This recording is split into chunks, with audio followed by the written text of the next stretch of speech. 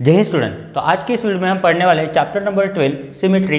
इस लेसन का एक नया टॉपिक जिसका नाम है रोटेशनल सिमेट्री। जिसका नाम क्या है? Rotational symmetry. तो इस टॉपिक में हम पढ़ेंगे कि रोटेशनल सिमेट्री होता क्या है। देखो, रोटेशन का मीनिंग सबसे पहले हमें पता होना चाहिए। रोटेशनल सिमेट्री पढ़ने से पहले हमें क्या पता होना चाहिए कि रोटेशन होता क्या है। चलिए देखते हैं रोटेशन होता क्या है। देखो, rotation that is similar to the movement of hands of a clock is called clockwise rotation. यहाँ तक जो हमने पढ़ा है इसका मीनिंग होता है, देखो क्लॉक जो होती है हमारी घर में जो होती है, वॉल क्लॉक वगैरह जो होती है, अभी तो डिजिटल आ गए, पर पहले जो क्लॉक थे एनालॉग क्लॉक, अभी भी यूज होते हैं एनालॉग क्लॉक। उसमें क्या होते हैं? 3 हैंड्स होते हैं। क्या होते हैं? 3 हैंड्स होते हैं। एक हैंड होता है मिनट वाला, एक हैंड होता है मिनट, दूसरा होता है आवर एंड थर्ड होता है सेकंड्स।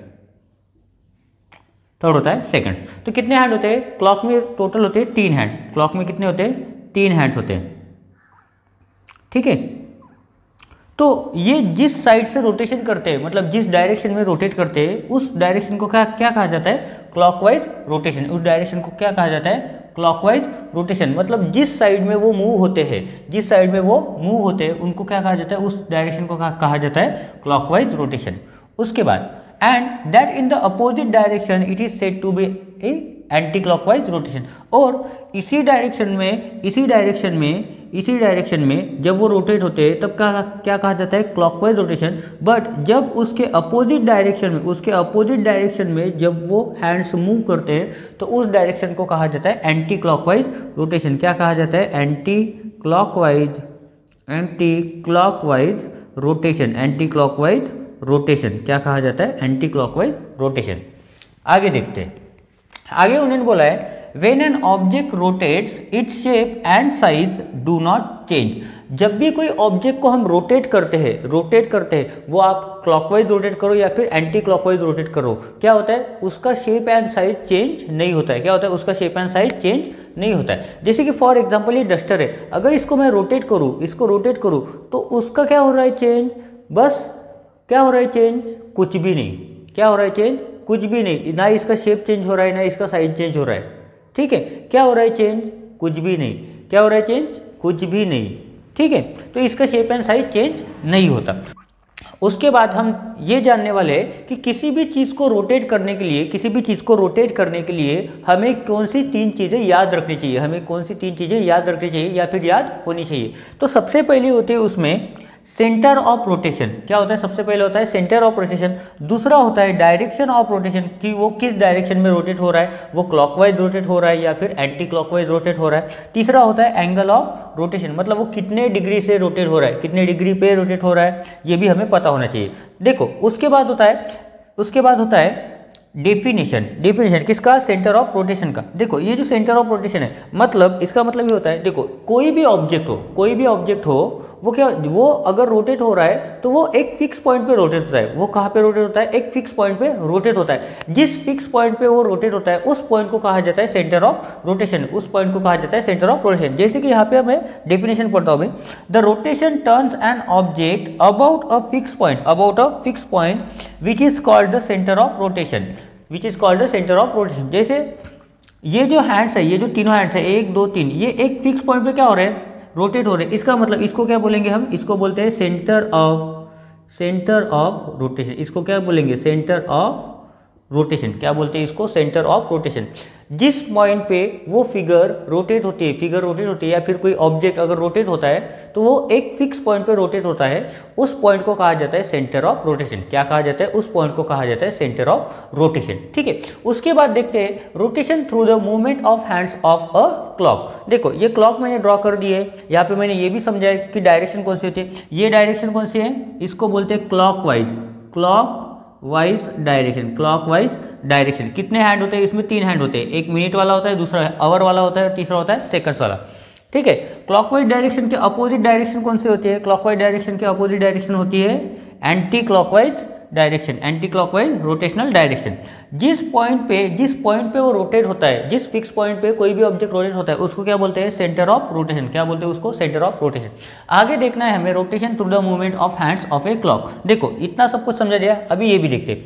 देखो, a quarter turn means a rotation through 90 degree. अगर मेरा मिनट हैंड 12 पर है और अवर हैंड 3 पर है तो इन दोनों हैंड के बीच में कितना एंगल फॉर्म होता है, 90 डिग्री एंगल फॉर्म होता है। कितना एंगल फॉर्म होता है, 90 डिग्री का एंगल फॉर्म होता है। उसी की तरह अगर मेरा मिनिट हैंड 12 पे ही है और मेरा अवर हैंड अगर 6 पे आ गया तो ये पूरा कितना रोटेशन कंप्लीट करता है, हाफ रोटेशन करता है। कितना रोटेशन कंप्लीट करता है, हाफ रोटेशन कंप्लीट करता है। और ये हाफ अगर बोले तो कितना होता है, 180 डिग्री होता है। कितना होता है, 180 डिग्री होता है। तो उसके बाद थर्ड वाला देखते हैं। अब फुल टर्न मीन्स ये कंप्लीट टर्न। फुल मतलब कंप्लीट टर्न कितने डिग्री का होता है, टोटल होता है वो 360 डिग्री का। हाफ टर्न कितना होता है, 180 डिग्री का। जब ये मिनिट हैंड पूरा कंप्लीटली टर्न हो जाए, फुल्ली कंप्लीट कर दे ये रोटेशन, तो वो कितना डिग्री कंप्लीट करता है, 360 डिग्री रोटेट करता है। उसके बाद ये जो हैंड है वो अपनी ओरिजिनल पोजीशन पे मतलब इनिशियल पोजीशन पे आ जाता है। उसी को बोलते हैं complete rotation. Full turn means अ रोटेशन थ्रू 360 डिग्री। ठीक है, अ रोटेशन थ्रू 360 डिग्री। इसके बाद हम पढ़ेंगे ऑर्डर ऑफ रोटेशन। इसके बाद हम पढ़ने वाले order of rotation. Order of rotational symmetry होता क्या है, देखो। The figure has a rotational symmetry if it fits onto itself more than once during a full turn. अगर किसी फिगर को या फिर ऑब्जेक्ट को मैं फुल्ली टर्न करूं और उसके बाद वो अपने ओरिजिनल पोजीशन पे फिट बैठता है, तब उसको क्या बोला जाएगा, रोटेशनल सिमेट्री। उसके बाद पढ़ते हैं the number of times the figure fits onto itself during the rotation through 360 degree is called the order of rotational symmetry. मतलब उस ऑब्जेक्ट को कितनी बार रोटेट करने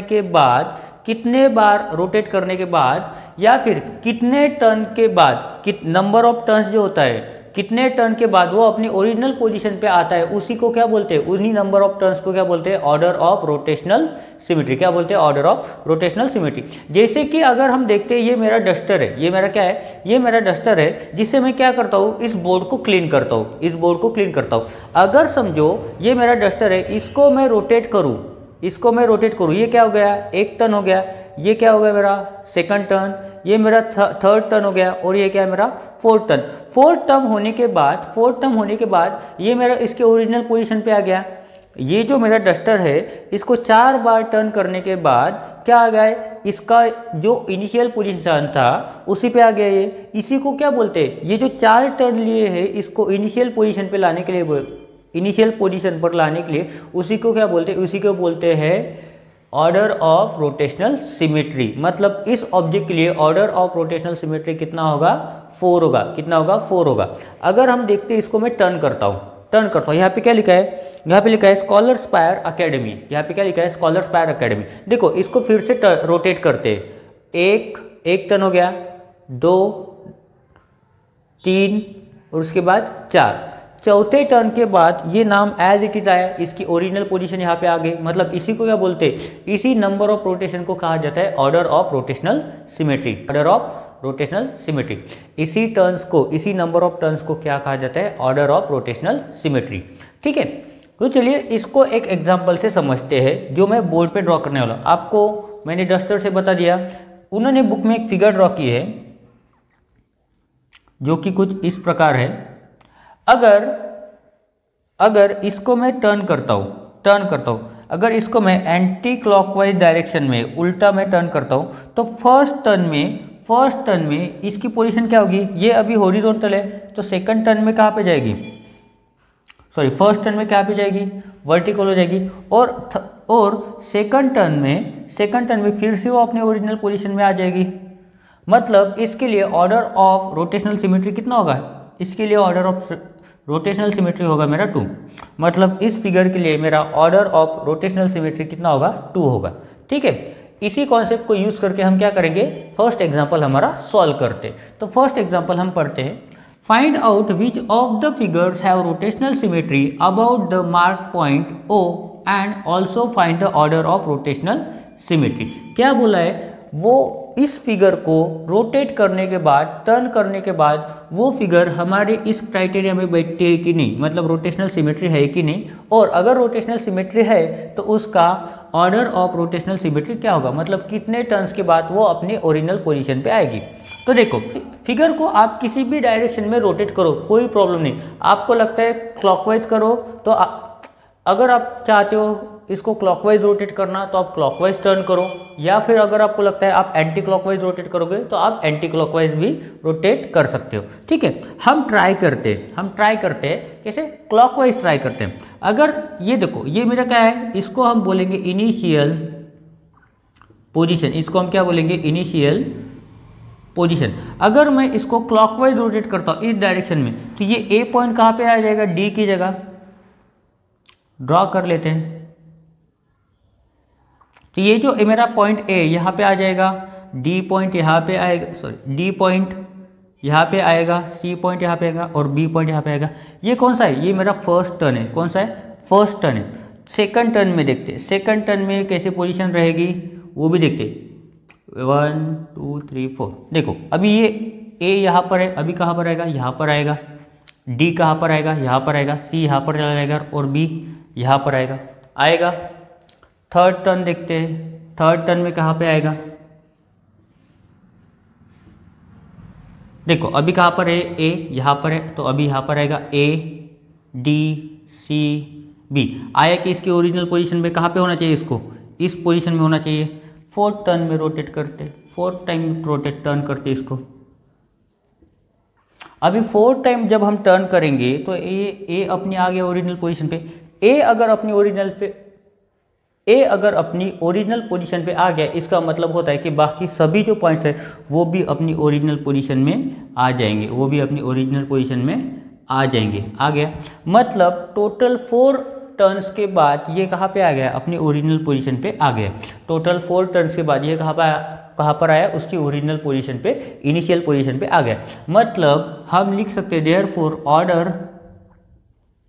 ऑर्डर ऑफ रोटेशनल